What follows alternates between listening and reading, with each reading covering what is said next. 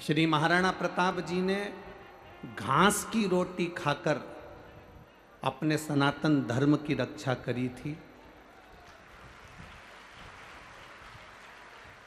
जब वो घास की रोटी खाकर अपने सनातन धर्म को बचा सकते हैं, तो तुम गाय को घास खिलाकर गाय बचा सकते हो, ये निश्चित है।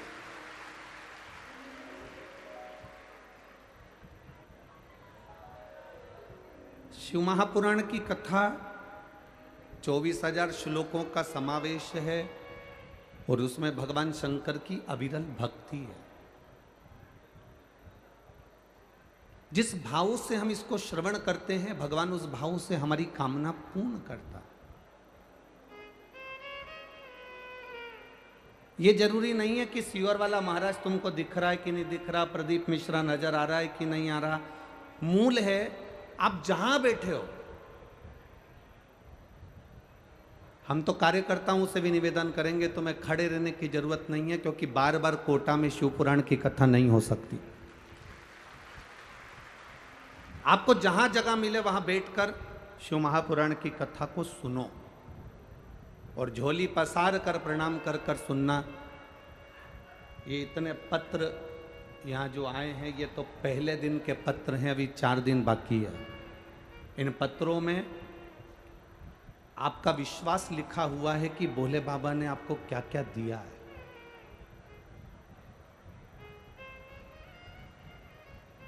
कोटा में तो शिव महापुराण की कथा पहली बार हो रही है। हमारा आगमन पहले नहीं हुआ, परंतु इस स्मरण को आप जहां बैठकर सुन सकते हो। आपके कानों में बस आवाज आना चाहिए। और जिस समय बाबा से प्रार्थना करने का मौका मिले, उस समय पर प्रार्थना करो और भगवान से विनती करना कि बाबा मेरे जिंदगी के सारे दुखों को काट दे। लोग कहते हैं कि 3 महीने में शिव महापुराण की कथा का रस तत्व का जो फल है वो प्राप्त होता है। पर एक विश्वास कहता है, आप लोगों ने अगर दिल से सुन ली तो मेरा भोला बाबा 3 महीने तो जाने दो, आज कथा सुनोगे और कल निर्णय देने के लिए तैयार बैठा रहता है। आप इसको भरोसे से सुनो। शंभु शरणे मांगू घड़ी रे, दुख काटो दया करीन दर्शन। भगवान शिव की कथा कहती है, अपनी दृढ़ता को जितना प्रबल करोगे, अपने विश्वास को जितना दृढ़ करोगे, उतना परमात्मा के करीब पहुंचते जाओ, उतने भगवान के नजदीक पहुंचते जाओ।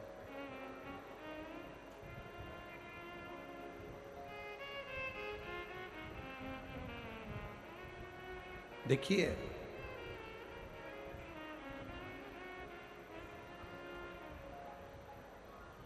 एक बड़े बनने का और एक छोटे बनने का बहुत अंतर है। भगवान नारायण, भगवान विष्णु बैकुंठ का निवास करते हैं और बैकुंठ पर शेषनाग की सैया पर विराजमान रहते हैं। भगवान ब्रह्मा कमल के पुष्प के ऊपर विराजमान रहते हैं।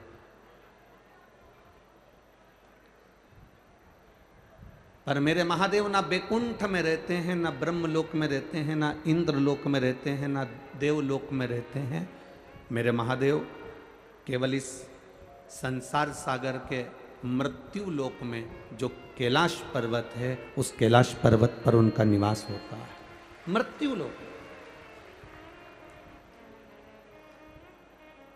और मेरा बाबा बहुत बड़ा बनकर नहीं रहना चाहते, मेरे बाबा तो बहुत छोटे बनकर रहना चाहते।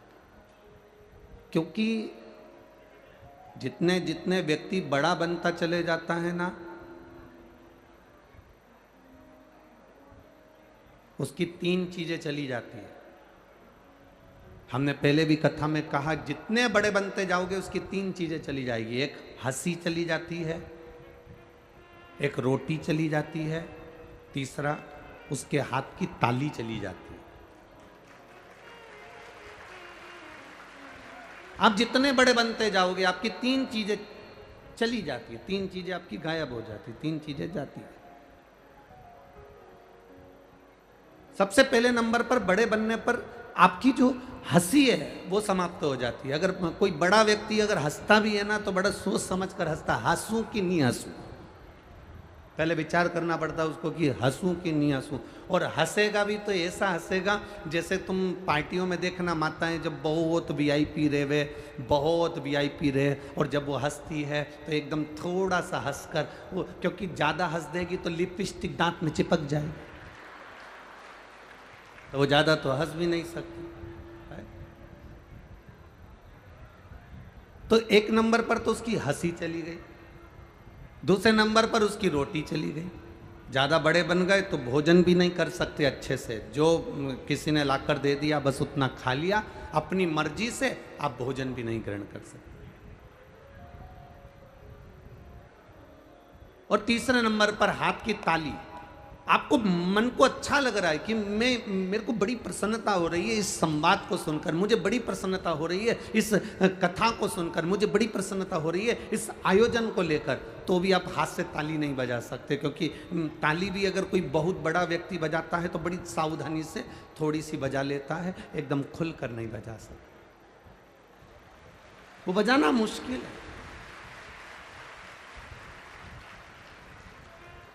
बड़ा व्यक्ति 2000 के नोट की तरह होता है और छोटा व्यक्ति 1, 2, 5, 10 रुपए की चिल्लर जैसा होता है। अब तुम ईमानदारी से बताना, 2000 का नोट ज्यादा काम आता है कि चिल्लर ज्यादा काम आती है? जम के तो बोलो रे कोटा वालों जरा, चिल्लर ज्यादा काम आती है ना। चिल्लर गरीब के कटोरे से लेकर सेठ की काउंटर तक रहती है, जन्म से लेकर मरण तक चिल्लर रहती है। लोग मुर्दे पर भी फेंक देते हैं। एक छोटे से छोटे काम से लेकर बड़ी से बड़ी फैक्ट्री तक चिल्लर रहती है। और कोई 2000 के नोट से पूछे, क्यों रे 2000 के नोट तू कैसा है, तो वो कहेगा जिस दिन से बैंक से निकला था पहले तो लोगों की जेब में गया, फिर अटैची में बंद हो गया, अटैची से बोरी में बंद हो गया, बोरी से बंद होकर फिर वापिस अटैची में आया, अटैची से निकलकर अब मैं इस कतार पर आ गया कि बंद होने वाला हूँ, मेरी कोई भाव नहीं बचा। ज्यादा बड़े हो जाओगे, ज्यादा बड़े बन जाओगे तो तुम्हें कैद रहना पड़ेगा, बंद रहना पड़ेगा, संभल कर रहना पड़ेगा। और चिल्लर का काम क्या? छोटे से छोटा व्यक्ति, गरीबड़े से गरीबड़ा व्यक्ति, साधारण से साधारण व्यक्ति अपने आनंद में जीता, अपने खुशी में जीता, अपने सुख में जीता। ये जो कथा हो रही है देव पितर शिव महापुराण की कथा, वो भी पितृपक्ष में जो चल रही है, ये जीवन का एक सुख देने वाली, जीवन का एक आनंद देने वाली, एक रसतत्व प्रदान करने वाली, जिसमें दिल से सुन ली, उसके पूर्वज, उसके पितर पिंड का दान लेने के लिए भी दरवाजे पर नहीं आते और वो देवलोक को चले जाते हैं, भगवान शिव के धाम को चले जाते हैं।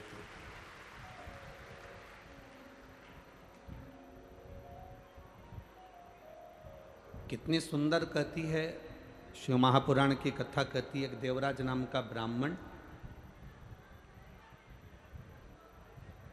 वो देवराज नाम का ब्राह्मण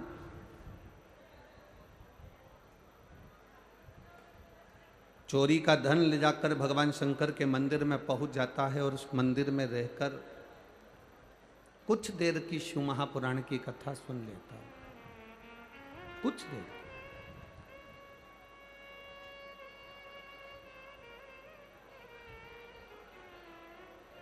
शिव महापुराण में तो कहा गया कि उसने सुनी भी कथा तो कितनी देर की सुनी, मात्र कुछ क्षण की।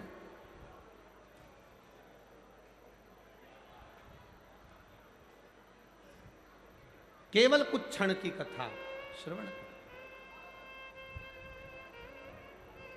और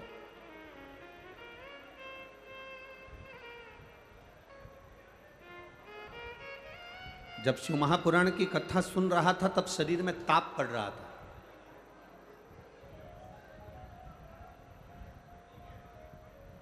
दो चीजें अपने अंदर उतार कर रखिएगा। शरीर में अगर ताप बढ़ता है, शरीर में बुखार बढ़ता है, शरीर में कष्ट बढ़ता है, तो भोजन छूट जाता है। आप में से कई माताएं ऐसी बैठी होंगी, कई भाई लोग ऐसे बैठे होंगे कि बुखार रहे शरीर में, थोड़ा सा कष्ट रहे शरीर में, तो भोजन अच्छा नहीं लगता। बोलो री जीजियों कोटा वाली, सही है कि गलत है? भोजन अच्छा लगता है क्या? नहीं। शरीर में अगर ताप है, शरीर में अगर बुखार है, शरीर में अगर कष्ट है, तो भोजन अच्छा नहीं लगता, हमारा भोजन छूट जाता है। शरीर में बुखार बढ़ने पर, ताप बढ़ने पर, कष्ट बढ़ने पर भोजन छूट जाता है, और घर में पाप बढ़ने पर भजन छूट जाता है। जैसे जैसे हमारे घर में पाप बढ़ना प्रारंभ होता है, कोई गलत काम हो रहा है, कोई गलत चीज हो रही है, गलत धन आ रहा है, गलत संपदा आ रही है, गलत दौलत आ रही है, गलत चीजें हो रही हैं, तो हमारा पाप बढ़ता चले जाता है। पाप बढ़ा कि हमारा भजन, हमारा कीर्तन, हमारा मंत्र जाप, हमारा नाम जाप, हमारा स्मरण छूट जाता है। तुम रोज शंकर जी के मंदिर जा रही हो, रोज जल चढ़ाने जा रही हो, रोज भगवान को जल चढ़ा कर आ रही हो, प्रतिदिन भगवान देवादिदेव महादेव को अगर जल चढ़ा कर आ रही हो, और तुम 15 दिन अगर भगवान के मंदिर नहीं जा पाओ, तो विचार करना कि मैंने ऐसा कौन सा पाप कर दिया जो भगवान के मंदिर नहीं पहुंच पाए। मैं परमात्मा के दरवाजे तक क्यों नहीं पहुंचा? मैं परमात्मा की चौखट तक क्यों नहीं गई?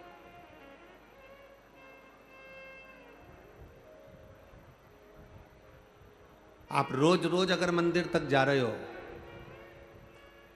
5 दिन की शिव महापुराण की कथा है ये जो कोटा को मिली। कितने दिन की है? 5 दिन की।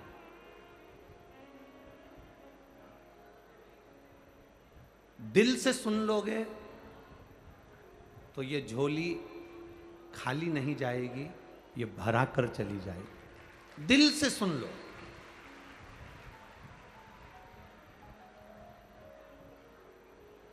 जब घर से चलो तो ये विचार कर कर चलना कि मेरे को जहां जगह मिल जाएगी मैं वहां बैठ जाऊंगी।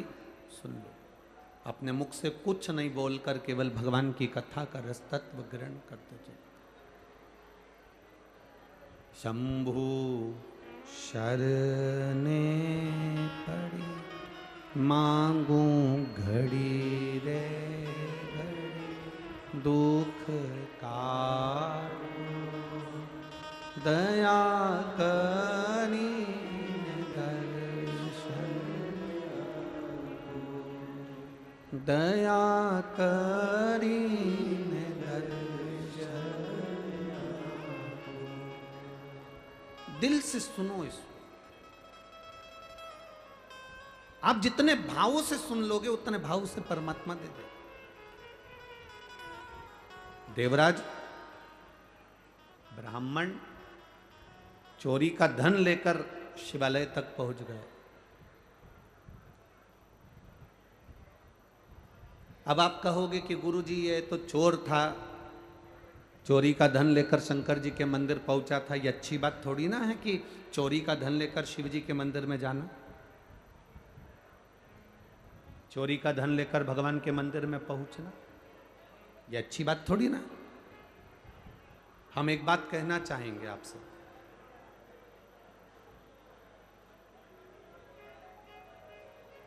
जिंदगी में कितना भी पाप हो जाए, जिंदगी में कितना भी आपने झूठ बोल लिया,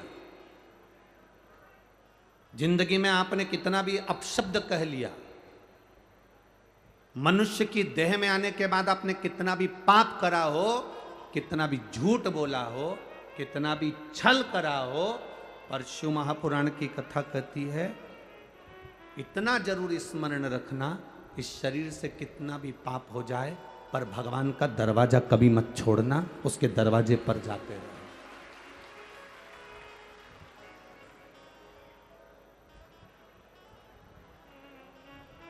उसका द्वार कभी नहीं छूटना चाहिए, उसका दरवाजा कभी नहीं छूटना चाहिए, कितना भी पाप हो जाए।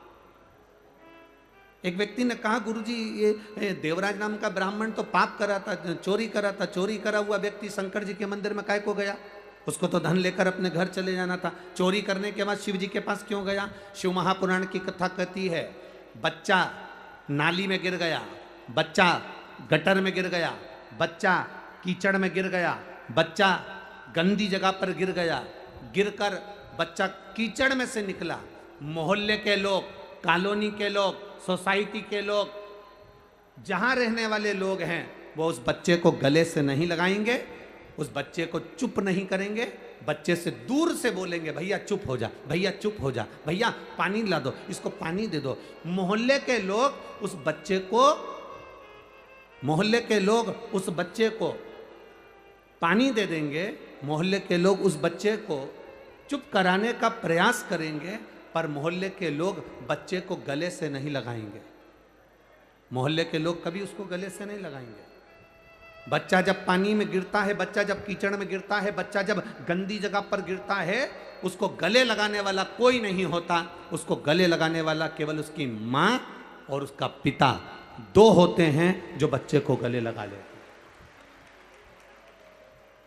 बच्चा कितना भी कीचड़ में गिर गया, बच्चा कितनी भी गंदगी जगह में गिर गया, बच्चा कितनी भी गंदगी में गिरा हो, पर माँ बाप ये नहीं देखते कि मेरा बेटा कीचड़ में गिरा कि गंदगी में गिरा।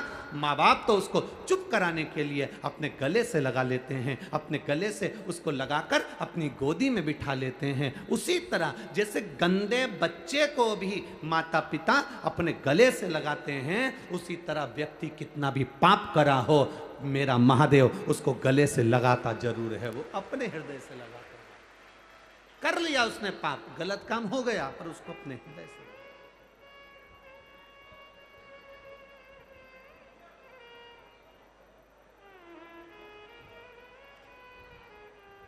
मैंने तेरे ही भरोसे,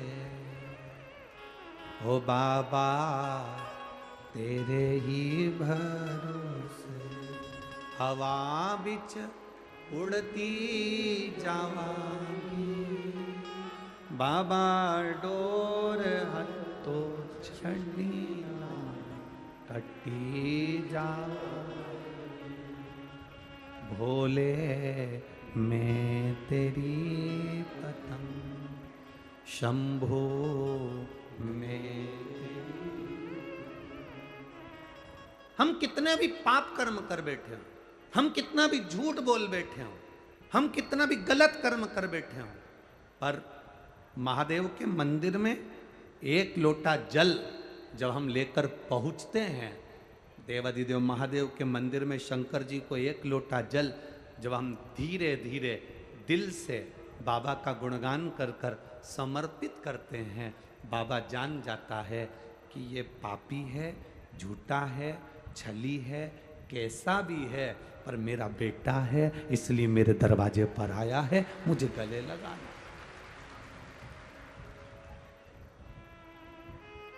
आपने सौंप दिया उसको, आपने अपनी जिंदगी का सारा भार सौंप दिया। देवराज नाम का ब्राह्मण, उसको नहीं मालूम था कि शंकर के मंदिर में जाने का फल क्या है। शिव महापुराण की कथा कहती है शिव जी के मंदिर के सामने से निकलकर जाने का भी फल प्राप्त होता है। 1000 अश्वमेध यज्ञ के बराबर शंकर की चौखट के सामने से निकलकर जाने का फल मिल जाता है।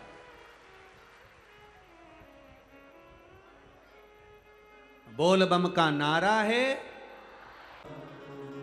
देवराज नाम का ब्राह्मण चोरी कर रहा, धन लेकर शिव जी के मंदिर में चला गया। अच्छा करो चाहे बुरा करो, पर भगवान का मंदिर कभी मत छोड़ो, भगवान का दरवाजा कभी मत छोड़ो। अगर आप भगवान का दरवाजा नहीं छोड़ोगे तो भगवान भी तुम्हारा हाथ जिंदगी में कभी नहीं छोड़ने वाला है, ये निश्चित।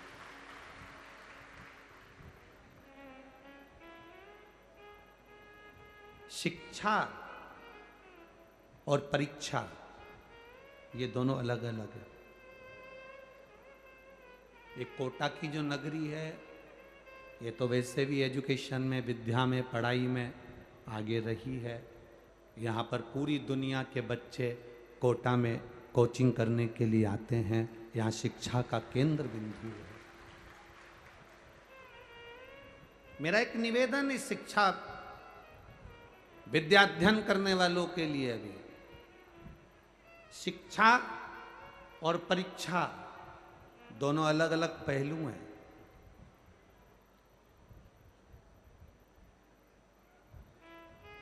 अच्छी शिक्षा हमें सफलता की ओर लेकर जाती है।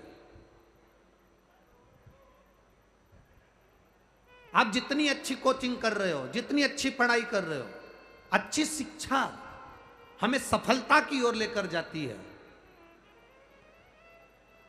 शिक्षा सफलता देती है और परीक्षा, टेस्ट, इंटरव्यू ये हमको नीचे गिरना नहीं सिखाते। ये परीक्षा, टेस्ट, इंटरव्यू ये हमें बल प्रदान करते हैं कि तुम्हें दुनिया से लड़ने की सामर्थ्यता कैसी होना चाहिए। शिक्षा सफलता देती है, परीक्षा बल देती है।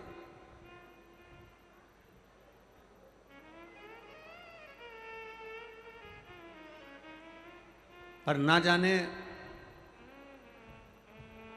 क्यों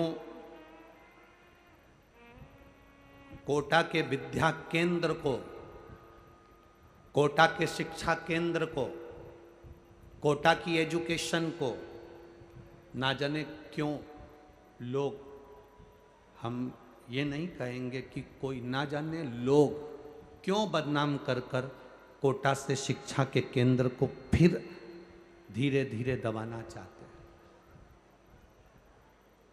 मेरा निवेदन बच्चों से, विद्या अध्ययन करने वालों से, पढ़ाई करने वालों से कि तुम्हारे माता पिता ने तुम्हें पढ़ने के लिए भेजा, तुम्हारे माता पिता ने ये नहीं कहा कि वापिस लौट कर आएगा और अच्छे से टेस्ट देकर आएगा। नहीं, अगर तू अच्छे से पढ़ेगा नहीं, अच्छे से विद्या अध्ययन नहीं करेगा, तेरा अगर कंपनी में नहीं होगा, तू अच्छी एजुकेशन धारण नहीं करेगा, तो माता पिता ने ये नहीं कहा कि तू लौट कर मत आना। माता पिता ने ये कभी नहीं कहा कि तू वापिस मत आना। माता पिता कहते हैं पढ़ने के लिए जा रहे हो, विद्या अध्ययन करने के लिए जा रहे हो, चिंता मत करना, दिल से पढ़ाई करना, दिल से पढ़ाई कर कर दिल से इंटरव्यू देना, दिल से टेस्ट देना, दिल से परीक्षा देना। पास हो गए कोई बात नहीं, असफल भी हो गए कोई बात नहीं, तुम्हारे माता और पिता का घर तुम्हारे लिए इंतजार कर रहा है। तुम्हारे माता पिता का घर तुम्हारे लिए इंतजार कर रहा है। ये महादेव का जो घर होता है, महादेव का जो मंदिर होता है, महादेव का जो शिवालय होता है, भगवान शंकर का जो देवालय होता है, ये होता क्या है? मेरे महादेव हैं कौन? जगत के पिता।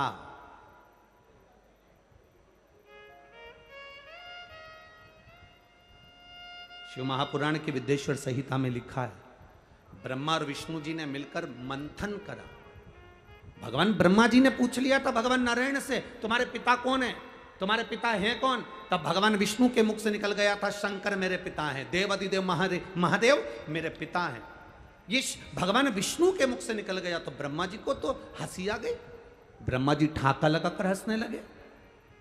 भगवान शंकर तुम्हारे पिता, वो शंकर जो शमशान में निवास करते हैं, वो शंकर जिनके गले में सर्प पड़े रहते हैं, वो शंकर जो खुले में रहते हैं, वो शंकर जिनका कोई घर भी नहीं है, वो शंकर जो भस्मी लपेटते हैं, वो तुम्हारे पिता है? वो तुम्हारे पिता है? भगवान नारायण ने कहा हाँ, वो मेरे पिता हैं। देव अधिदेव महादेव मेरे पिता हैं, ये मुझे गर्व है। तो भगवान ब्रह्मा जी ने पूछा इसमें गर्व की कौन सी बात है? तो भगवान विष्णु ने कहा पिता होता ही ऐसा है। एक पिता को देखना, पुरानी शर्ट पहन लेगा, पुरानी पैंट पहन लेगा, बनियान अंदर से फट रही होती है और बच्चे को जीन्स और टी शर्ट पहनाकर स्कूल भेज देता।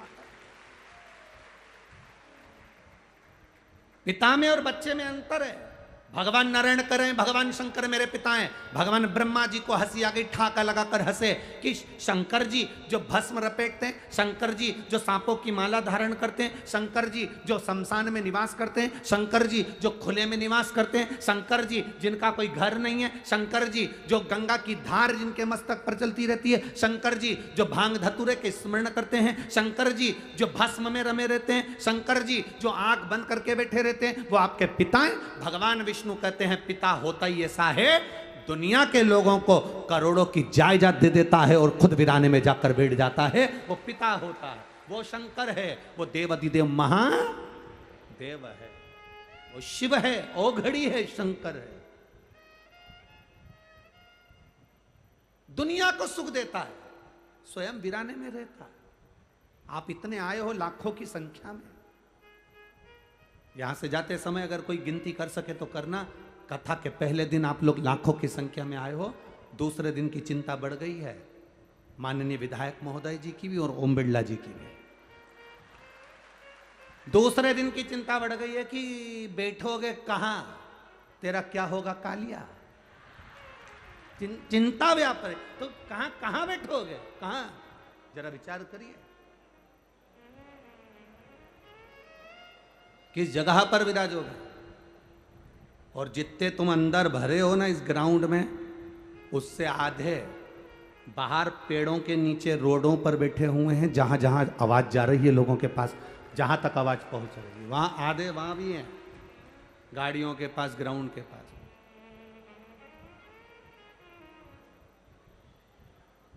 आप आए जरूर हो, बाबा की शरण में आए हो, शंकर की कथा सुनने आए हो, पितृ पक्ष में 5 दिन देव पितर शिव महापुराण की कथा श्रवण करने के लिए आए हो।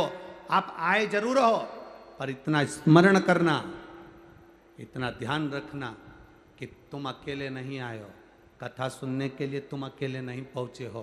पितृ पक्ष में पितरों के देवता आर्यमा अपने घर के पितरों को पृथ्वी पर भेजते हैं। जब हम शिव महापुराण की कथा सुनने जाते हैं तो हमारे घर के अपनी दरवाजे की देहली के पितर भी कथा सुनने के लिए पंडाल में आते हैं, वो भी कथा सुनने।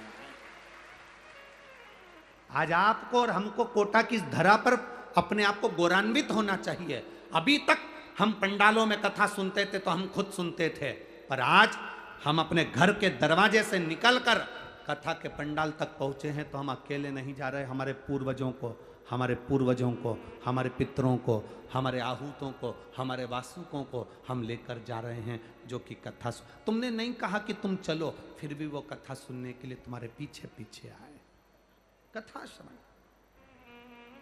पहुंचे हैं।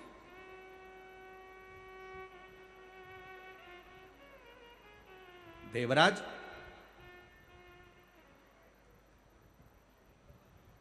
चोरी करा, धन लेकर शिवजी के मंदिर गया,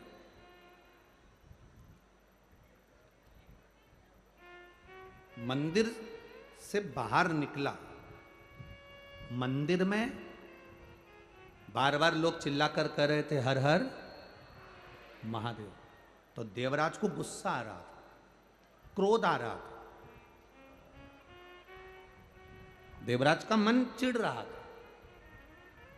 कई लोग ऐसे हैं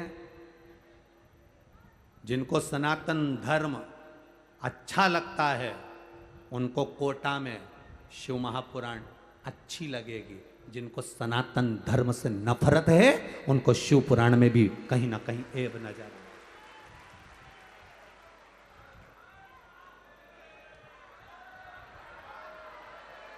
जो सनातन धर्म के विरोधी हैं, जिनको सनातन धर्म से प्रेम नहीं, जिनको सनातन धर्म की श्रेष्ठता नहीं, जो नहीं जान पाते कि सालासर में हनुमान विराजते हैं, जो नहीं जान पाते खाटू श्याम में मेरा श्याम विराजता है, जो नहीं जानते मथुराधीश में द्वारकाधीश विराजता है, जो नहीं जानते कि सुंदर रुणिचा की भूमि में भगवान स्वयं रामदेव रावाला रामदेव बाबा विराजता है, जो नहीं जानते कि इस मेहंदीपुर की भूमि में मेहंदीपुर का बालाजी विराजता है।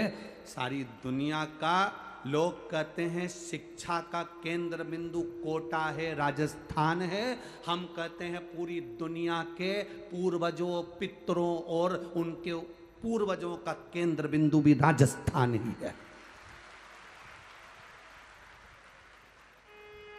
केंद्र बिंदु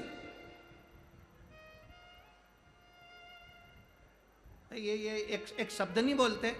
कोई पानी की टंकी दान कर देता है तो वहां लिखा रहता है भामाशाह। बोलो बोलो सही है कि गलत है? अरे जम के तो बोलो रे कोटा वालों, सही है। हमने तो लोग लिखते थे, कोई ने पानी की टंकी दान करी तो के भामाशाह, कोई ने साइकिल दान करी तो के भामाशाह। भामाशाह का मतलब मालूम है तुम लोगों को? कौन था भामाशाह? महाराणा प्रताप जब जंगल में चले गए,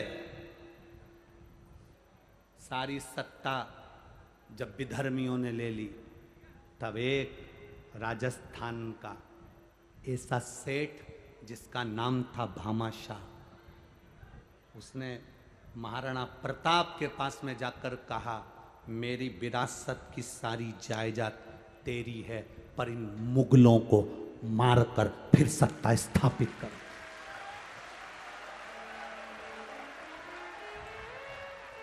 वो भामाशाह ने अपनी सत्ता, अपनी विरासत, अपनी सत्ता, अपना वैभव, अपना धन, अपनी दौलत, अपनी संपदा सब दे दी महाराणा प्रताप को, संभाल। और फिर वापिस सनातन धर्म की स्थापना कर। वापिस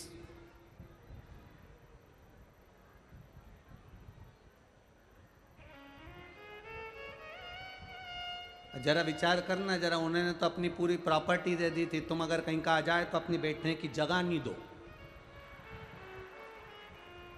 अगर कहीं का आ भी जाए ना और बाजू में आकर के जी जी थोड़ा सा खसक जाना, जी जी ए प्लीज थोड़ा सा खसकना, नहीं खसकूंगी।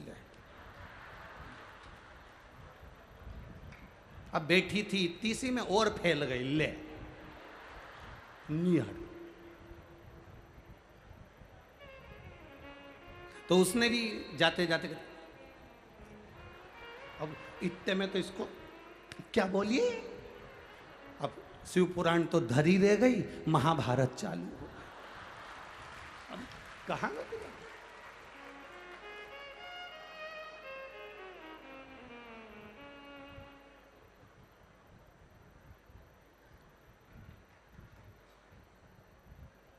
अरे भाई शिव कथा कह रही है, शिव महापुराण की कथा कह रही है। देवराज गलत है, पर शंकर जी के चरणों में पहुंच गया। कैसे हो आप शंकर के द्वार जाओ। कितना भी गलत काम करा हो तो भी शंकर के द्वार जाओ। दुनिया के लोग हंसे तो भी शंकर के द्वार जाओ। जल चढ़ाने जाओ तो लोग ताना दे तो भी शंकर के दरवाजे जाओ। आग लगे बस्ती में, क्या किसको रोइए, चादर तान के, कुछ भी हो अपने को भगवान की भक्ति नहीं छोड़ना। मीराबाई तुम्हारे ही मोहल्ले की थी, बोलो सही है? कितना कहा, साथ की सहेलियां मोहे उंगली उठावे, गांव का लोग मने बावरी बतावे, और हंसी उड़ावे सारी सारी दुनिया, ओ मीरा बनी रे। लोग ताना दिए, गाली दी, अपशब्द कहे, आड़ा टेढ़ा बोला, पर मीराबाई के मुख से कभी कोई शब्द नहीं निकला। मीराबाई जानती थी इनसे मुख मिलाऊंगी उतनी देर प्रभु का गुणगान गाऊंगी तो उस परमात्मा के करीब चली जाऊंगी। इनसे मुख मिलाऊंगी उससे अच्छा अच्छा उसका भजन करो। इसीलिए आप लोगों से भी कहा,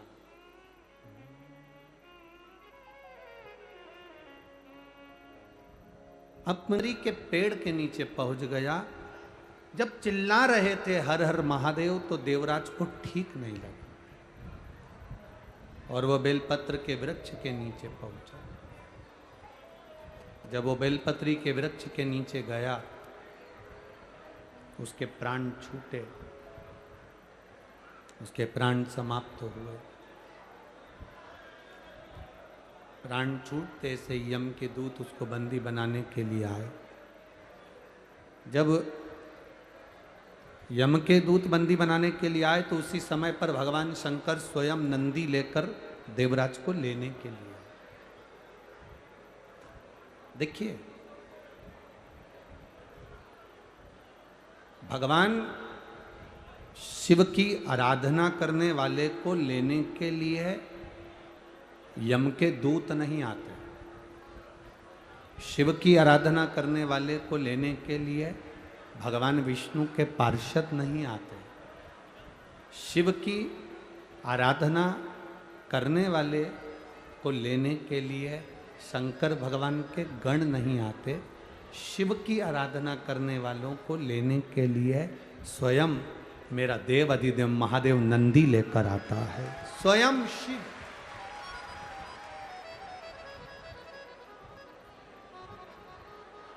स्वयं मेरा शंकर आता, स्वयं।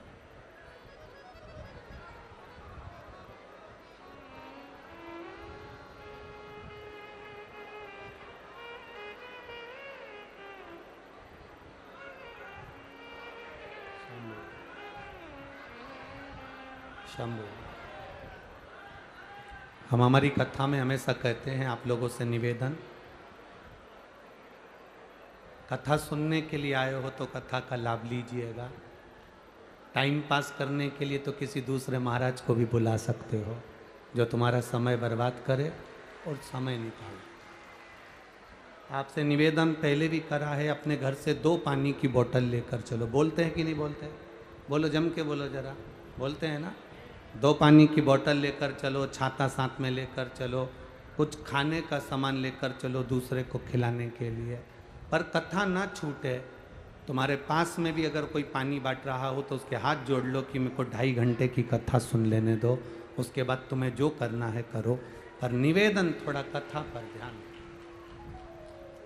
बहुत ये विधायक जी ने, माननीय श्री संदीप शर्मा जी ने बहुत भाव से इस कथा को लिया है और अपने क्षेत्रवासियों के लिए, कोटावासियों के कल्याणार्थ लिया। हम तो कहेंगे एक बार माननीय विधायक महोदय जी संदीप जी शर्मा जी के लिए जोरदार ताली बजाओ, जिन्होंने इतनी मेहनत कर इस कथा को लिया। दिल से सुन लो। अपने घर से आओ तो 2 पानी की बोतल साथ लेकर चलो, जो तुमको लगता है वो प्रेम से लेकर चलो। कथा में तुम्हें नींद आए तो गादी तकिया भी साथ लेकर चलो, मना नहीं है, पर दिल से सुनना। कथा शिव की कथा है। जब हम यहाँ से जाएं 5 दिन बाद तो इन पत्रों में तुम्हारा पत्र आए, बाबा से ये बस कह कर जाते हैं कि तुम्हारा कार्य हो, और कोई बात नहीं। बाकी के तो समय पास करना हो तो बात दूसरी है, कोई भी कर देगा टाइम पास। शिव तत्व को जानो। देवराज को लेने के लिए ना तो भगवान विष्णु के पार्षद आए, देवराज को लेने के लिए ना इंद्रलोक से कोई आया, देवराज को लेने के लिए ना कोई यमलोक से आया। देवराज को लेने के लिए स्वयं देवाधिदेव महादेव नंदी लेकर पधारे। स्वयं शिव। शंकर भगवान के गण भी नहीं आते लेने के लिए। शंकर को जल चढ़ाने वाले को लेने के लिए शंकर के गण कभी नहीं आते। शंकर को जल चढ़ाने वाले को लेने के लिए कभी शिव के गण नहीं आएंगे और ना यमदूत आएंगे। शंकर को जल चढ़ाने वाले का हाथ महादेव पकड़ते हैं, इसलिए महादेव ही उसको लेकर जाते हैं। अकाल मृत्यु वो मरे जो काम करे चंडाल का, काल उसका क्या बिगाड़े जो भक्त हो महाकाल का। जो शिव की आराधना करने वाला होता है उसका बाल बांका संसार का कोई मनुष्य नहीं कर सकता। बस अपनी मति शिव के चरणों में रखना। हमने पहले एक बार कथा में कहा था, आप लोगों के ध्यान में होगा, संत की मति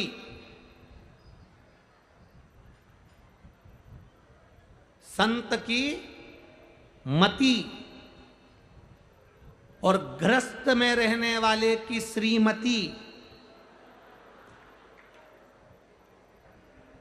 ये दोनों कंट्रोल में होना चाहिए। ये जितनी संयम में रहती है उतनी जिंदगी का सुख आपके जीवन में प्राप्त होता रहता।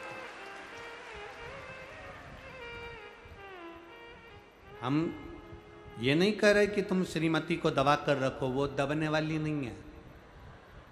हमारा तो इतना सा कहना है कि मति और श्रीमती ये दोनों सही जगह सही स्थान पर, बुद्धि कंट्रोल में, अर्थात कोई ऐसा शब्द ना बोला जाए जिससे किसी के हृदय को ठेस पहुंचे, किसी के चित्त को ठेस पहुंचे।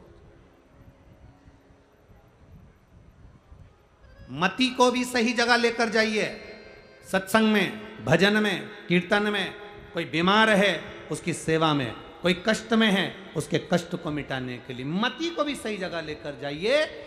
और अपनी श्रीमती को भी गलत जगह पर नहीं, कहीं इधर उधर गलत जगह पर नहीं, श्रेष्ठ जगह पर लेकर जाइए कि सही जगह वो पहुंचे। देवराज ने 5 मिनट की कुछ क्षण की शिव महापुराण की कथा को सुना था।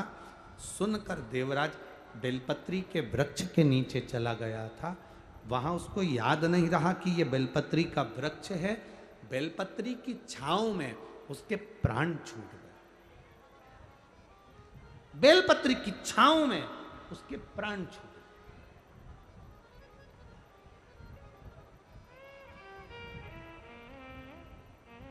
एक तुलसी का दल, तुलसी का जल, तुलसी का चरणामृत हम पीते हैं, वह हमारे शरीर में 8 दिन तक तुलसी का दल, तुलसी का जल 8 दिन तक हमारी इंद्रियों को संयम में रखता है। कितने दिन तक? 8 दिन तक।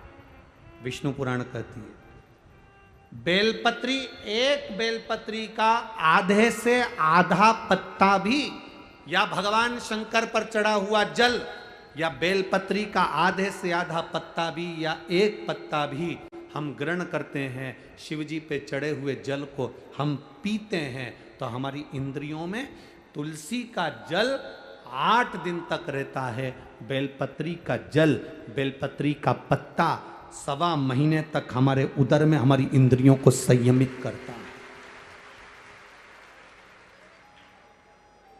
1.25 महीने तक बेलपत्री का पत्ता हमारी इंद्रियों को संयमित करता है। आप कहोगे गुरुजी ये कथा कहाँ की है, तो आप स्मरण करिए राजा कर्ण।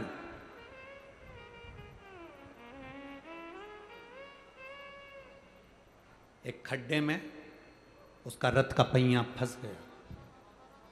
राजा कर्ण खड्डे में रथ का पहिया फंसा।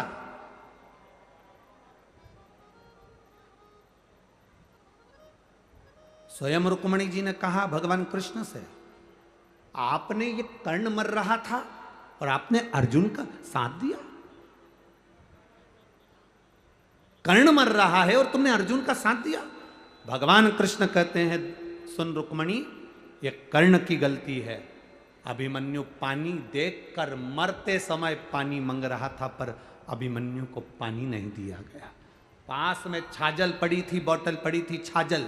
ये बोतल तो अब आ गई। छाजल पानी का एक कपड़ा होता था जो पानी भरा रहता था।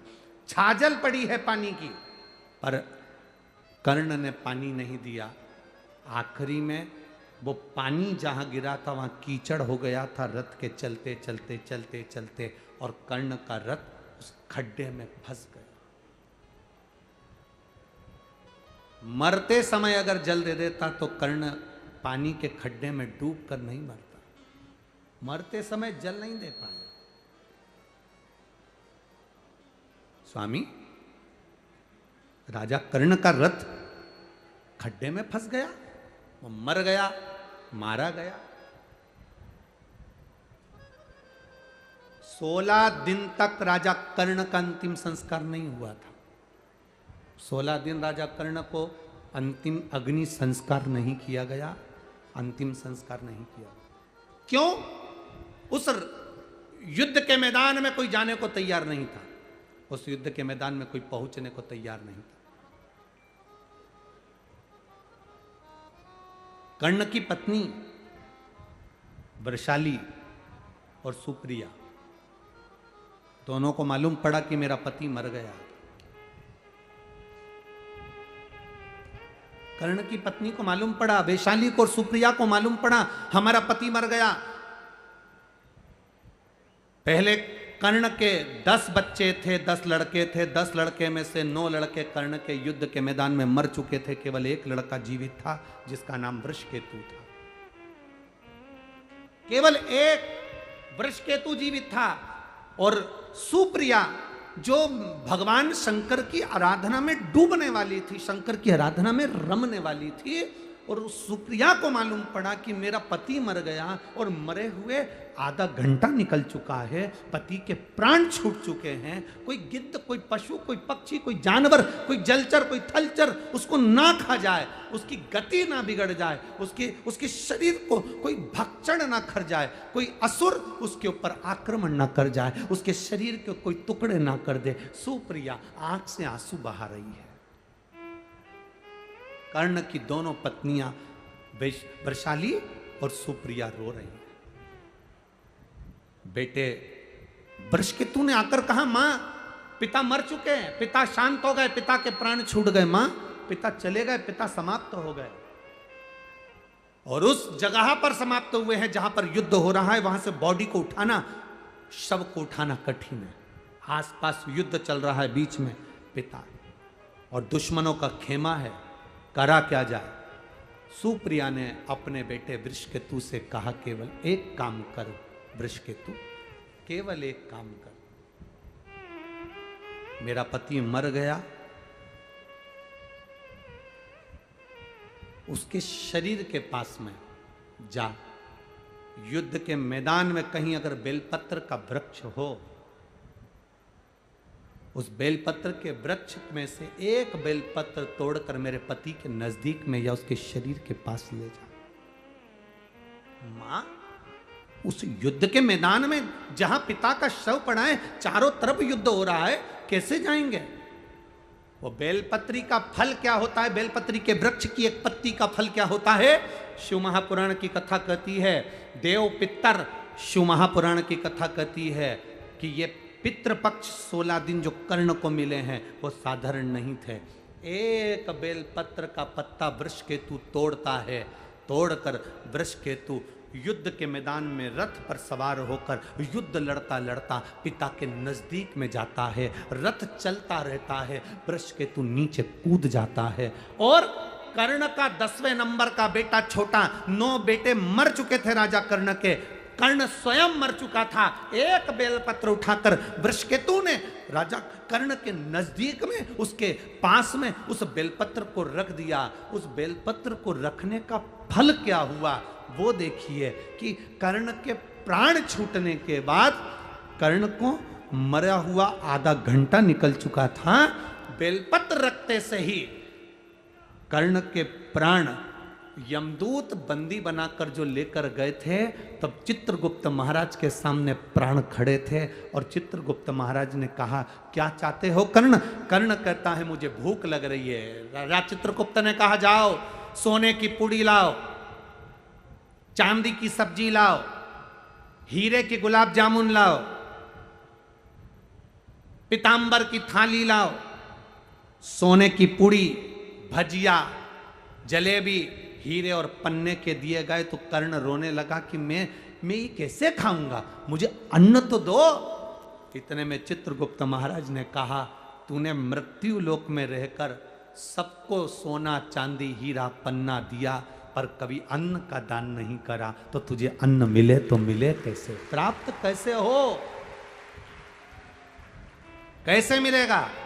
राजा कर्ण ने कहा, अगर मैं भूखा रहूंगा तो अच्छी बात नहीं, आप कृपा कर दो। क्या कृपा? बस एक कृपा कर दो कि मुझे कुछ दिन पृथ्वी पर भेज दो, जिससे मैं ब्राह्मणों का भोजन या दीन जन का भोजन करा सकूं। अब तो तुम मर चुके हो, प्राण छूट चुके हैं, मर चुके हो, प्राण छूट चुके हैं। ये अब हो ही नहीं सकती, होनी अनहोनी तो ये तो हो गई जो होना था। इतने में राजा कर्ण ने कहा, मेरी धर्म पत्नी सुप्रिया शंकर की आराधना करती थी, उसका कोई फल नहीं होगा, उसका कोई फल नहीं। चित्रगुप्त महाराज ने कहा, उसका फल अगर होता तो थोड़ी देर में देवाधिदेव महादेव इस यमलोक के नजदीक में होते। शिव नहीं आए। चित्रगुप्त महाराज क्या देख रहे हैं कि सामने से वृषभ ध्वज वृषभ पर चढ़कर, नंदी पर चढ़कर मेरे देव अधिदेव महादेव सामने से आ रहे थे। चित्रगुप्त महाराज पहचान गए कि जरूर इसकी धर्म पत्नी का पुण्य इसके खाते में, धर्म पत्नी का पुण्य इसके खाते में आया है। जैसे ही देवाधिदेव महादेव सामने आए, राजा कर्ण ने हाथ जोड़ा। हाथ जोड़कर राजा कर्ण कहते हैं, बाबा ए मेरे शंभु, ए मेरे त्रिकालदर्शी कैलाशी अविनाशी, मैंने सोना दान करा, हीरे दान करे, पन्ना दान करा, पीतांबर दान करा, अंबर दान करा, मैं अन्न दान नहीं कर पाया। बाबा मैं अन्न नहीं दे पाया। कर्ण रो रहा था, शंकर देख रहे थे। शिवजी देखकर राजा कर्ण से कहते हैं, कर्ण क्यों चिंता करता है? ए बाबू, चिंता करने की जरूरत नहीं है। तेरी धर्म पत्नी ने तेरे शव के पास एक बेलपत्र रख दी थी, वो बेलपत्र का फल ये होगा। चित्रगुप्त महाराज, अभी तक इसके प्राण या इसका शरीर समाप्त नहीं हुआ है। एक काम करो, 16 दिन के लिए इसके शरीर को किसी दूसरे का रूप धारण कराकर मृत्यु लोक में भेज दीजिए। वो बेलपत्र का फल ये था, एक बेलपत्र का पुण्य ये था। राजा कर्ण का शरीर वापिस जीवित करा गया। एक शरीर तो पड़ा रहा कर्ण का, और कर्ण दूसरा शरीर धारण कर कर संत ब्राह्मण वृंद जन, गरीब जन, दीन जन सबको भोजन कराते रहे। भोजन कराते कराते कराते कराते लाखों लोगों को कर्ण ने भोजन कराया। देव अधिदेव महादेव देखकर मुस्कुरा रहे थे कि कर्ण भोजन कराते कराते तिलक लगा रहे थे, और तिलक लगाकर गिन रहे थे। एक ब्राह्मण को भोजन कराया, 2 ब्राह्मण को भोजन कराया, 3 ब्राह्मण को भोजन कराया, 4 ब्राह्मण को भोजन कराया, 5 ब्राह्मण को भोजन कराया, 5 संतों को भोजन कराया, 5 गरीब दीन को भोजन कराया। देव अधिदेव महादेव ने डमरू का नाद करा। डमरू का नाद कर कर बाबा जी ने कहा, अरे कर्ण, अगर तिलक लगाएगा तो एक ब्राह्मण की गिनती में केवल एक ब्राह्मण आएगा। श्राद्ध पक्ष के अंदर अगर तू ब्राह्मण को भोजन करा रहा है तो तिलक लगाने की जरूरत नहीं, तो एक ब्राह्मण को भोजन कराएगा और बिना तिलक के दक्षिणा देगा तो 1000 ब्राह्मण का फल प्राप्त कर लेगा। कितना सुंदर कहा।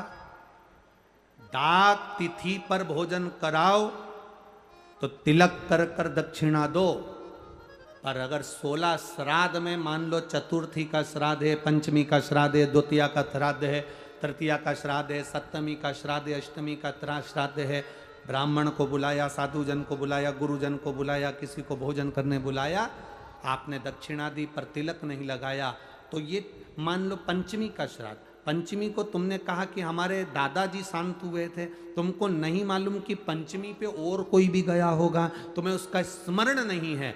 जो जो पंचमी पर गए हैं वो सब तुम्हारे दरवाजे पर आकर खड़े होते हैं। अगर हमने दादाजी के निमित्त से तिलक लगा दिया तो केवल दादा को ही उसका भाग में प्राप्त होता है। अगर हमने तिलक नहीं लगाया तो पंचमी के दिन हमारे पूर्वजों में 71 पीढ़ी में कोई गया होगा पंचमी को, तो सबको उसका फल मिल जाता है, तो पितृदोष समाप्त हो जाता है। तिथि पर लगाओ। आप वैसे जिमा रहे हो 16 श्राद्ध के अलावा आप तिलक करो, दक्षिणा दो, मना ना। बाकी का श्राद्ध पक्ष में आप जितना बन सकता है उसको प्रेम से आनंद से करो सेवा, जितने प्रेम से कर सकते हो आप खूब भाव से सेवा करो। एक बेलपत्र का फल यह हुआ कि कर्ण का शरीर 16 दिन के लिए वापस दिया गया। 16 दिन राजा कर्ण ने भोजन कराया, खूब भोजन कराया, खूब अन्न का दान दिया। आखिरी में जब कर्ण के प्राण छूटे, अंतिम संस्कार की जब घड़ी आई, बेलपत्र का फल यह था कि राजा कर्ण का अंतिम संस्कार करने की जरूरत नहीं पड़ी।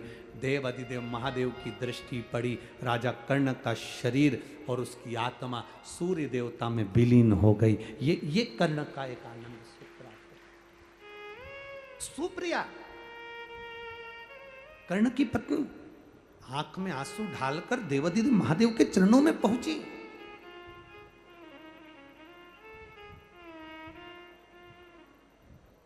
क्या मेरा पति नरकों का भोग भोग रहा?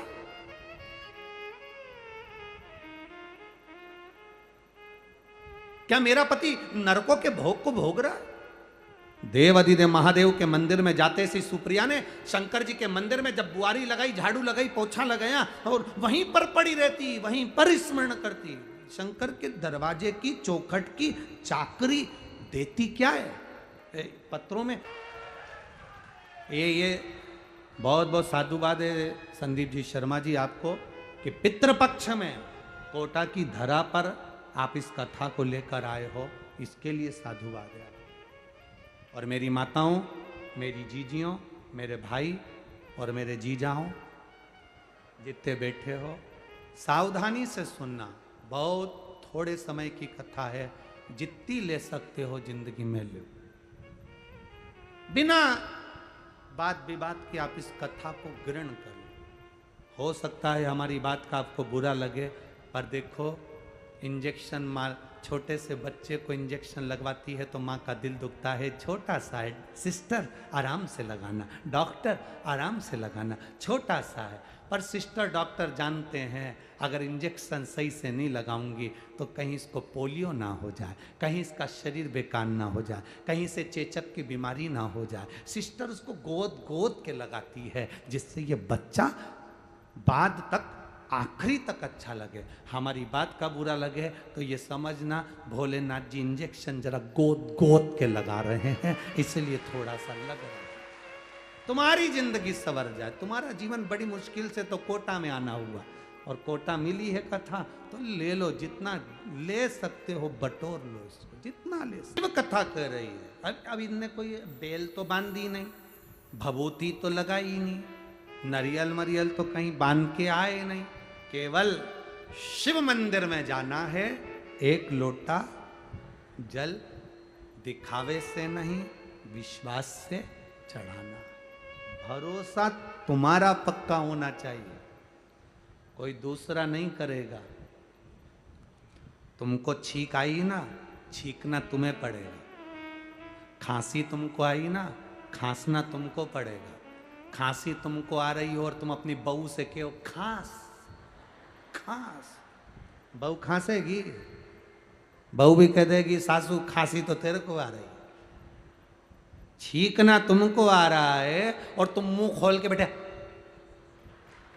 तू छींक छींकना तुझको आ रहा है, छींक तो। खांसी तुमको आई है तो खांसना तुमको पड़ेगा। भूख तुमको लगी है तो भोजन बोलो जम के तुम्हें करना पड़ेगा। बुखार आया तो दवाई तुम्हें खाना पड़ेगी। पेट दुखा तो दवाई तुमको खाना पड़ेगी।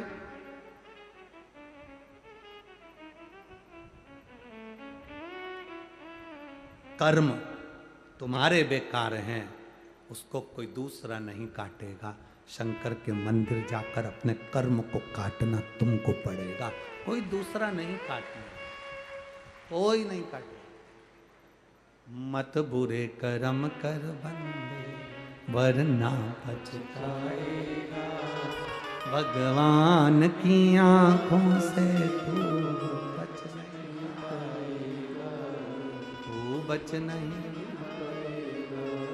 अरे ओ अज्ञानी मत कर, अपने कर्म का भोग अपने को भोगना। सुप्रिया शंकर की आराधना में लगी रहती थी, शिव की स्तुति में।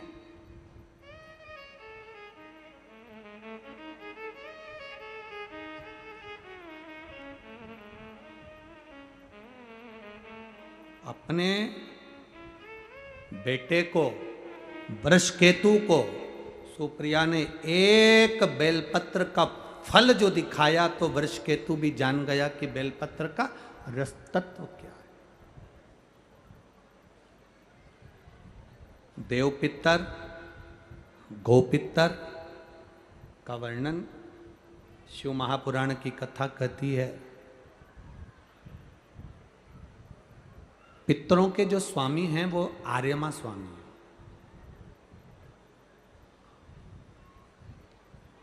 आर्यमा देव पितर किसको कहते हैं? जैसे समाज में कोई अध्यक्ष हो जाता है, कोई उपाध्यक्ष हो जाता है, कोई सचिव हो जाता है, कोई मंत्री, कोई महामंत्री, कोई बन जाता है, ऐसे ही पितरों के जो देवता हैं वो आर्यमा हैं। पितरों के जो देवता हैं वो आर्यमा। आर्यमा ने एक निर्णय बना रखा है, अपना एक सभा बना रखी है। उस सभा में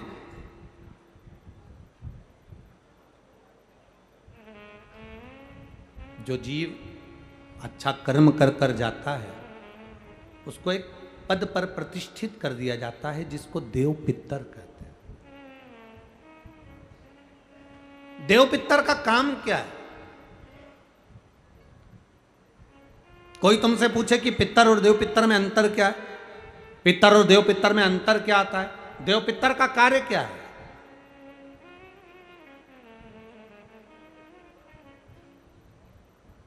हम जब भी कोई पूजन करते हैं तो कहते पितृ देवता, बोलते कि नहीं बोलते? पर आज तक हम अब यह नहीं बोलते कि देव पितर का कार्य क्या, देव पितर क्या है। पितर देव नहीं, देव पितर का कार्य क्या है? देव पितर का एक कार्य है, परमात्मा जीव को गर्भ में धारण करा देता है, पर जो शरीर गर्भ के अंदर बच्चे का बनता है, बेटा बेटी का जो गर्भ के अंदर शरीर बनता है, वो देव पितर निर्मित करते हैं। उनका काम क्या है? देव पितर का सबसे बड़ा कार्य है कि गर्भ में जो बच्चा है उस गर्भित बच्चे को शरीर कैसा देना,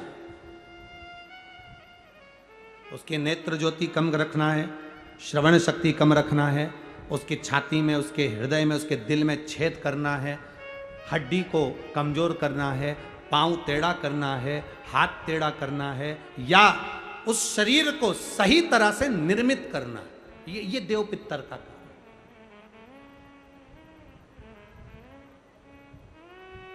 ये देव पितर का काम।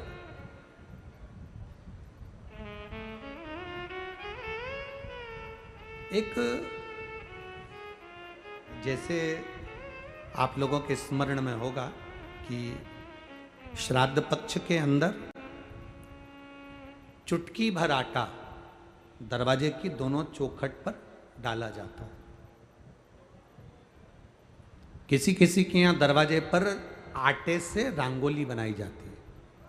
कहीं देखिए आप लोगों ने कि नहीं देखी? स्मरण में होगा किसी के, दरवाजे पर आटा डाला जाता है, वो देव पितर के भाव से डाला जाता है। जिस बेटे बेटी का मंगल विवाह नहीं हो रहा हो, शुभ कार्य की सूचना नहीं आ रही हो, बहुत दिनों से एक फाइल कहीं लगी हुई है, अटकी हुई है, नहीं काम हो रहा, हम उनसे कहेंगे ये जो 16 दिन श्राद्ध के हैं, जितने दिन निकल गए निकल गए, जितने दिन बचे हैं उन दिन में आपके दरवाजे के बाहर एक चुटकी घर से आटा लाकर चौखट के इस ओर चौखट के उस ओर दोनों जगह चुटकी भर आटे को डालना प्रारंभ करो। 16 दिन श्राद्ध के पूर्ण हो। जब अमावस्या आए, किसी जलाशय, सरोवर, तालाब, बावड़ी, कुआं, उसके पास में घी का दिया लगाकर आना, बाबा से प्रार्थना कर कर आना केवल 22 से 24 दिन निकलते हैं और घर में कोई शुभ कार्य की सूचना आना प्रारंभ हो जाती है। वो देव पितर का कार्य, वो कार्य देव पितर का। वो देव पितर किस तरह से करेगा? बेटे की शादी, बेटी की शादी, हम कहें किसी के 42 साल भी अगर उम्र हो गई है, 40 साल, 42 साल, 35 साल, 38 साल, शादी नहीं हो रही तो कर कर देखना, एक बार बाबा से प्रार्थना कर कर देखना। देव पितर का कार्य क्या है? घर में शुभ कार्य को करवाना, घर में अच्छी चीजें लाना, गर्भ में जो बच्चा है उस बच्चे को शरीर पूरा देना, ये देव पितर का कार्य है। पितृदेव और देव पितर में बहुत अंतर है हमारा, बहुत अंतर। एक चुटकी आटा, अब तो थोड़ा सा रंगोली का काम ज्यादा हो गया, नहीं तो हमने पहले भी कथाओं में कहा है कि 3 जगह पर आटे की रंगोली काम करती है, जिसका फल 1000 गुना होता है। 3 जगह पर आटे की रंगोली काम करती है, हमने पहले भी कहा। पहला, पितरों की पूजन हो रही हो, पितरों का पाटा भरा रहा हो, पितरों के लिए जोत लग रही हो, पितरों के लिए या अन्य स्थान पर कहीं पूजन हो, तो वहाँ पर आटे की रंगोली काम आती है। वहाँ पर रंग बिरंगी या पत्थर की रंगोली नहीं, मिट्टी की रंगोली नहीं, आटे की रंगोली काम आती है। दूसरे नंबर पर, तुम्हारे घर में यज्ञ हो रहा हो, घर के बाहर यज्ञ हो रहा हो, यज्ञ चल रहा हो, उस यज्ञ में 3 परिधियां बनती हैं ब्रह्मा विष्णु महेश की। देखिए आप लोगों ने, यज्ञ कुंड जो बनाया जाता है, उस यज्ञ कुंड पर पत्थर की रंगोली नहीं, मिट्टी की रंगोली नहीं, आटे की रंगोली डलना चाहिए। ये पहले डलती थी, अब लोगों ने फैशन में दूसरी डालना प्रारंभ कर दी। आटे की रंगोली डली होती है जब हम सांकल्य छोड़ते हैं, अग्नि को जब हम सांकल्य देते हैं, तो जिस आटे की रंगोली उस पर बनी होती है, तो हमारी जो सांकल्य छोड़ी जाती है उसमें से एक अंश भाग हमारे पितरों के खाते में चला जाता है, जिससे पितरों की मुक्ति प्राप्त हो जाती है। तीसरा, आटे की रंगोली तीसरी, घर में शादी हो रही हो, मंडप बंधा हो, उस मंडप के नीचे जब पूजन हो रही हो, उस समय पर पत्थर की या मिट्टी की रंगोली नहीं। अगर पंडित पूजन करा रहे हैं या मंडप की पूजन हो रही है, जिसके नीचे लड़का लड़की की भांवर होगी, दूल्हा बैठेगा, दुल्हन बैठेगी, वहां मिट्टी की रंगोली या पत्थर की रंगोली नहीं, उस जगह पर आटे की, हल्दी की रंगोली डाली जाती है। अब आपके यहाँ डालते कि नहीं डालते पता नहीं, पर हमारे यहाँ शास्त्र रीति कहती है ये 3 जगह की जो रंगोलियाँ हैं, ये हमको आटे की रंगोली डलने से, क्यों शादी के मंडप में पत्थर की रंगोली या मिट्टी की रंगोली क्यों नहीं डाली जाती? शादी के मंडप में, यहाँ दूल्हा दुल्हन की शादी होती है, वहाँ पंडित जी भी आटे की रंगोली डाल देते हैं, घर की बहन बेटियाँ आटे की रंगोली डाल देती है। उसका कारण क्या होता है? जिसकी शादी में मंडप के नीचे आटे की रंगोली डलती है, वहाँ पितरों को निमंत्रण नहीं देने की जरूरत पड़ती। वहाँ पितर उस वर कन्या को आशीर्वाद देते हैं, जिससे उनका वंश बढ़ता है, वंश रुकता नहीं। और ये निश्चित है, जिसकी शादी में, जिसके विवाह में आटे की रंगोली डलकर भांवर हुई होगी, उसके घर में संतान सुख रुक नहीं सकता, उसके यहाँ संतान का सुख होता ही है। जिसके यहाँ आजकल ये पत्थर रंगोली डाल देते हैं, डाल दिया और कह दिया बस, क्योंकि आजकल फैशन में तो दुनिया जी रही है, तो वो आटे की रंगोली कौन डाले, तो वो फैशन में चल गया, तो संतान की प्राप्ति में भी थोड़ा सा, अब तुम देखो पहले का समय, आज का समय कितना अंतर है महाराज।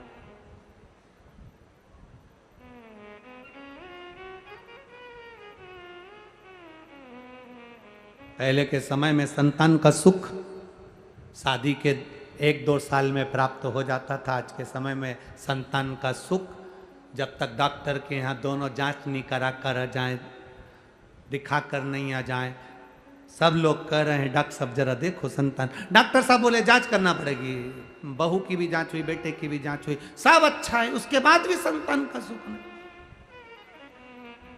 उसके बाद भी संतान की प्राप्ति नहीं। शिव तत्व को जानिए। शिव महापुराण की कथा कहती है 3 जगह आटे की रंगोली की मूलता है। बोलेंगे आप लोग। पहला स्थान दरवाजे की चौखट, दूसरा स्थान बोलते जाओ जल्दी यज्ञ कुंड, तीसरा स्थान शादी का मंडप, जहां पर भले चुटकी भर आटे की रंगोली बने पर वो जरूरी है। 3 स्थान आटे की रंगोली के मूल। ये उसी तरह है जैसे तुम्हारे दरवाजे पर तुम मोती की बंदरवाल लगा लो, चमकदार बंदरवाल लगा लो, हाथ से बनी हुई बंदरवाल लगा लो, पर जब तक तुम आम के पत्ते की बंदरवाल नहीं लगाते तब तक घर में लक्ष्मी का प्रवेश नहीं होता है। आम के पत्ते की बंदरवाल।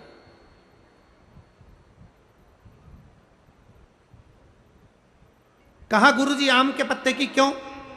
तो शास्त्र कहता है, शिव महापुराण में उमाखंड कह रहा है, कामदेव आम के पल्लव में छुपकर बाण मार रहे थे। कहां छुपे थे?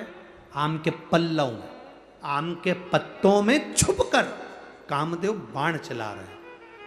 भगवान शंकर का जब तीसरा नेत्र खुला, कामदेव आम के वृक्ष पर भस्म हो गए।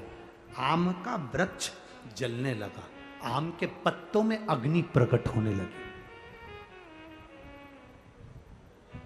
तब वरुण देव आए और वरुण देव ने आकर हाथ जोड़कर निवेदन करा, बाबा बाबा। भोलेनाथ जी बोले क्या बात है वरुण? वरुण जी कहते हैं इस आम के वृक्ष ने तो कुछ नहीं बिगाड़ा, फिर ये क्यों जल रहा? आप कृपा करिए, दया करिए। शंकर भगवान ने वर प्रदान कर दिया, तूने मेरी दृष्टि का तेज ग्रहण करा है, मैं तुझे वर देता हूं। जिसके दरवाजे पर आम के पल्लव की बंदरवाल बंधती है, उसके घर में मेरी दृष्टि सदा पड़ी रहती है, वहां रोग व्याधि दुख नहीं आता। अब तो आम के पत्ते गायब हो गए और आम के पत्ते की जगह प्लास्टिक के आम के पत्ते बनकर आ गए, और लोगों ने उसी प्लास्टिक के आम के पत्ते की बंदरवाल बांध दी। महाराज आम के पल्लव पर शंकर की दृष्टि पड़ी क्योंकि कामदेव जलकर भस्म हुआ था उसी आम के पल्लव पर बैठकर। आम के पल्लव पर बैठकर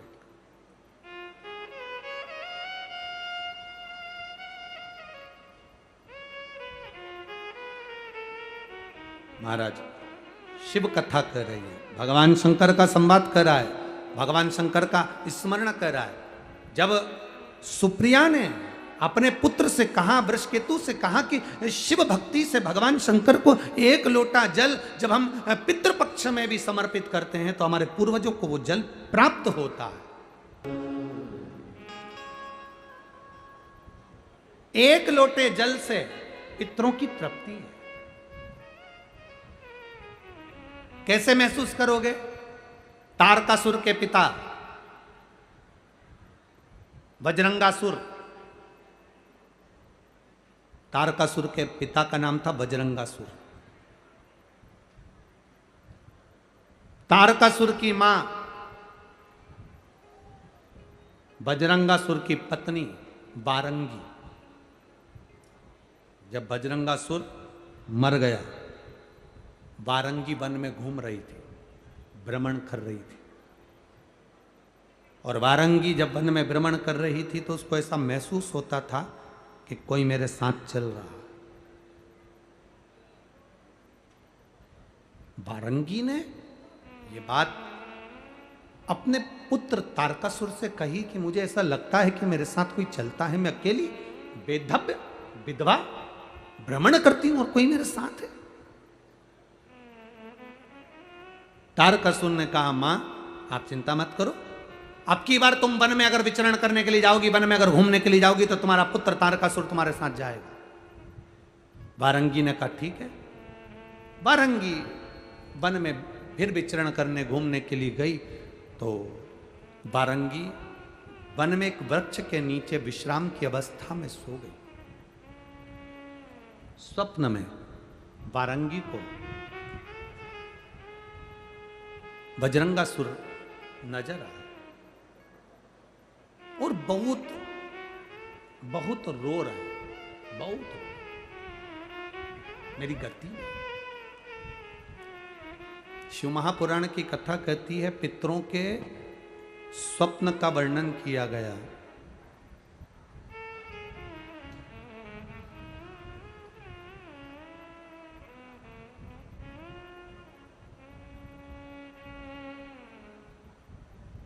शिव महापुराण में पितृ मरे हुए व्यक्ति जो चला गया, वो व्यक्ति तुम्हें रोता हुआ नजर आ रहा है तो समझ लेना कि घर में कोई व्याधि, कोई तकलीफ, कोई कष्ट आने वाला है। पितृ अगर रोते दिख रहे हैं तो व्याधि, कष्ट आने वाला है। पितृ हंसते हुए नजर आ रहे हैं तो समझ लो कोई सुख की घड़ी हमारे यहां आने वाली। और पितृ स्वप्न में अगर कह रहे हैं कि मुझे भूख लग रही है, प्यास लग रही है, पानी पिला दो, भोजन करा दो, समझ लो घर में कोई बड़ी बीमारी प्रवेश करने वाली है। उस बीमारी का प्रवेश हमारे घर में हो रहा है। पितृ गए हुए जीव, पितृ घर में अगर भ्रमण करते नजर आ रहे हैं, पूरे घर में घूमते हुए नजर आ रहे हैं, छत पर, कमरे में, कक्ष पर, अपने परिंदे पर, रसोई घर में काम करते नजर आ रहे हैं, व्यापार में, व्यवसाय में पितृ भ्रमण करते, जो गया हुआ जीव है वो घूमता नजर आ रहा है, तो शिव महापुराण की कथा कहती है उस जीव को कुछ करने की जरूरत नहीं पड़ती।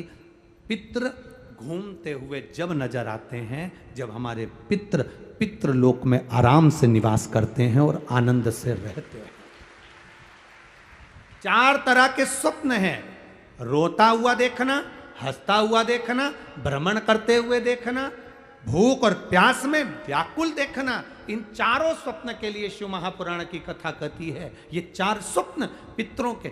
आप में से ऐसा नहीं कि कोई के सपने में नहीं आते, किसी को लगता है मेरे पीछे कोई आ रहा है, रात को एकदम सो रहे हो और सोते सोते भरचक नींद में सो रहे हो और एकदम तुम्हारी नींद चपट कर कोई स्वप्न देखते देखते या अचानक एकदम चटकार खुल जाए, समझ लेना कि कोई पितृ की कृपा आप पर हुई है, कोई अनहोनी होने वाली थी, इसलिए उसने जगा दिया, जगा कर तुमको चेता दिया। ये पितृ कृपा से जगा कर चेता दिया उसने, ये पूर्वजों की कृपा से, पितृ कृपा से होता। शिव महापुराण की कथा कहती है मान लो अगर ये 4 स्वप्न, जैसे बारंगी कह रही है तारकासुर से, पुत्र तारकासुर मुझे ये स्वप्न नजर आ रहा है, मैंने स्वप्न में पिता को रोते हुए जाना है, मैंने तुम्हारे पितरों को रोते हुए जाना है। तारकासुर कहते हैं माँ तू चिंता मत कर, अब तो मैं पूरे जितने लोक हैं, देवलोक, असुर लोक, दानव लोक, जितने भी लोक हैं, इंद्र लोक, बैकुंठ लोक, सबको मैं जीत लूंगा, अपना बना लूंगा। मेरे पिता की अगर गति नहीं हुई तो मैं किसी देवता की गति नहीं होने दूंगा। तब असुर तारकासुर को क्रोध आ गया, तारकासुर ने चारों तरफ आक्रमण करना प्रारंभ कर दिया, इंद्रलोक अपना बना लिया, देवलोक अपना बना लिया, पितृलोक, सारे लोकों पर तारकासुर ने अपना आधिपत्य स्थापित कर लिया, सारे लोकों पर आधिपत्य अपना कर। अब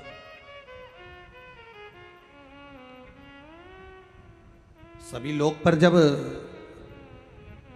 तारकासुर ने अपना आधिपत्य स्थापित कर लिया, तब आखिरी में तारकासुर एक ऋषिवर यज्ञ कर रहे थे, बारंगी के कहने पर तारकासुर उस ऋषि के पास चले गए।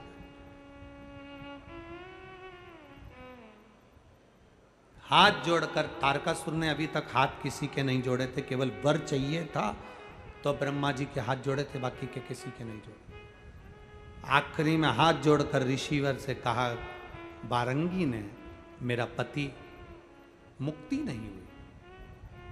मुक्ति नहीं तो कहा, ऋषिवर बोले कि एक काम करो कि पितरों के निमित्तार्थ भोजन की व्यवस्था किसी दीन को, किसी गरीब को, किसी दुखी को, किसी ब्राह्मण जनादि को करो। अब तारकासुर अगर किसी को निमंत्रण देगा तो कोई ब्राह्मण भोजन करने आएगा क्या? जम के तो बोलो जरा।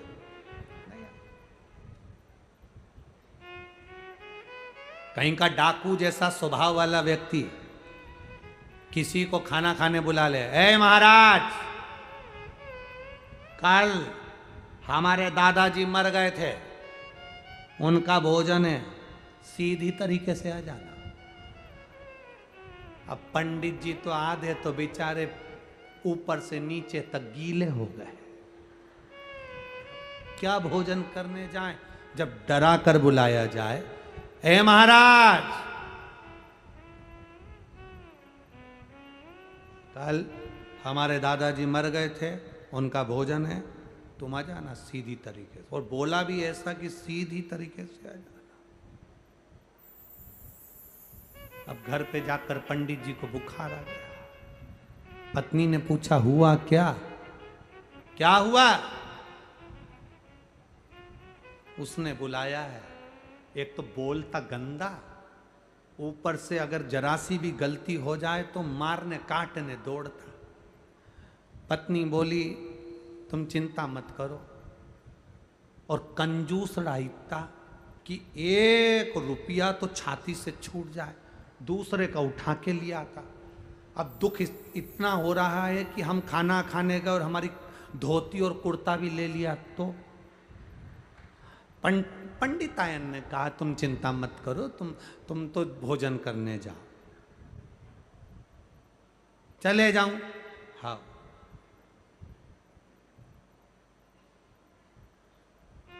पक्का? पक्का। तू तेरी साड़ी तैयार रखना, मेरा भरोसा नहीं। पत्नी बोली, फालतू की बात करते हो, दोनों बच्चों को ले जाओ। 2 से क्या होगा, तो 6 ही ले जाओ। उसने कहा 6 ही बच्चों को ले जाता हूं। उसको गुस्सा आएगा तो 7 में विभाजित हो जाएगा। 6 बच्चे गए, पंडित जी गए, भोजन करा। वो जो स्वभाव का था गुस्से वाला कंजूसड़ा, वो तो कहीं गया था, पत्नी को बोल कर गया था कि भोजन करा देना और दक्षिणा दे देना। और सुनो, ज़्यादा तो पंडित जी खाएंगे नहीं क्योंकि मैं डरा के आया हूँ।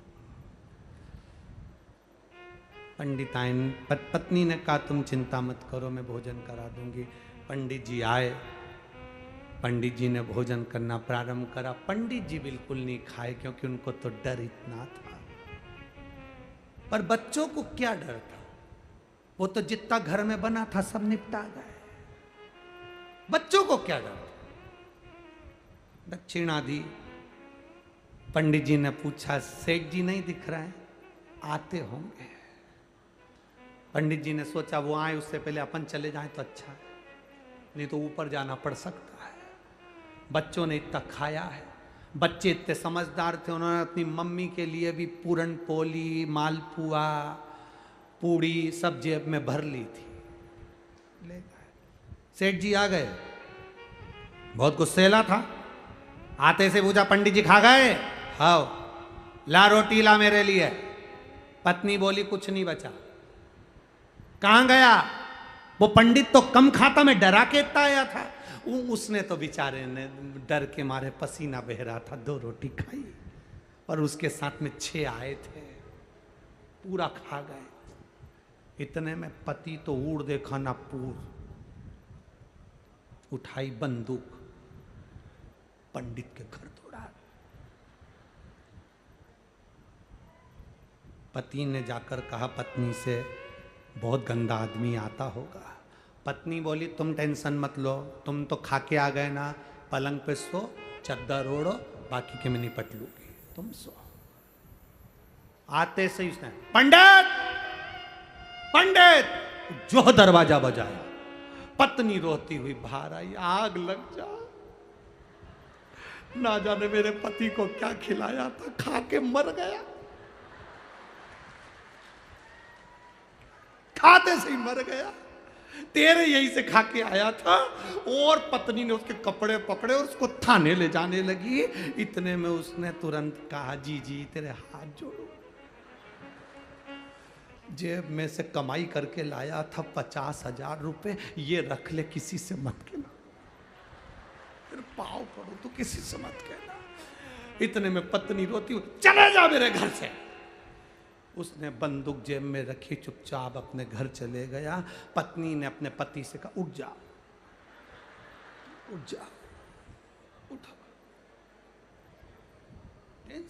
इसीलिए हमारे यहाँ नियम में पंडित जी से पंडिताइन बहुत तेज होती है।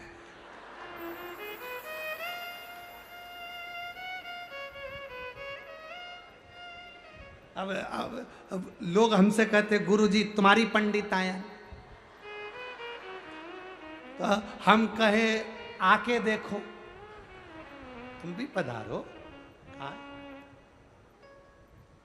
जानना, अब तारकासुर जैसा असुर अगर भोजन करने बुला है, तारकासुर जैसा असुर अगर किसी को भोजन करने बुलाएगा तो कोई आएगा क्या? जरा बोलो तो जम के रिकोटा वालों, कोई पहुंचेगा? तारकासुर जैसा असुर अगर भोजन करने बुलाए तो कौन आए? ये तो बुलाने वाले के ऊपर निर्भर करता है कि कितने प्रेम से, करुणा से, वात्सल्य से, स्नेह से बुलाया जाए तो आए। अब तारकासुर अपनी माता के कहने पर, वारंगी के कहने पर कहे ब्राह्मण बुला भोजन कर, अब जिसको निमंत्रण दे वो गायब हो जाए भोजन करने। तारकासुर क्या कौन आए? ना संत, ना साधु, ना गुरुजन, कोई ब्राह्मण जन, कोई भोजन करने नहीं। कौन भोजन करे? अब तारकासुर करे तो करे क्या? और पितरों के निमित्त, देवताओं के निमित्त भोजन कराना जरूरी है। अपने पिता बजरंगासुर के लिए भोजन कराना जरूरी है और उसको पितृलोक में स्थान दिलाना जरूरी है। तो करे तो करे क्या? कोई भोजन करने आए? महाराज बड़ा कठिन। शिव महापुराण की कथा में अपन सुनेंगे, बजरंगासुर के उस भोजन का क्रम भी श्रवण करेंगे। इधर चरित्र आता है, बिंदुक नाम का ब्राह्मण भी जैसे जल में डूब कर मर जाता है तो उसकी गति नहीं होती, तो उसकी पत्नी चंचुला देवी कथा श्रवण कर अपने पति को मोक्ष प्रदान कर देती है। चंचुला मुक्ति दे देती।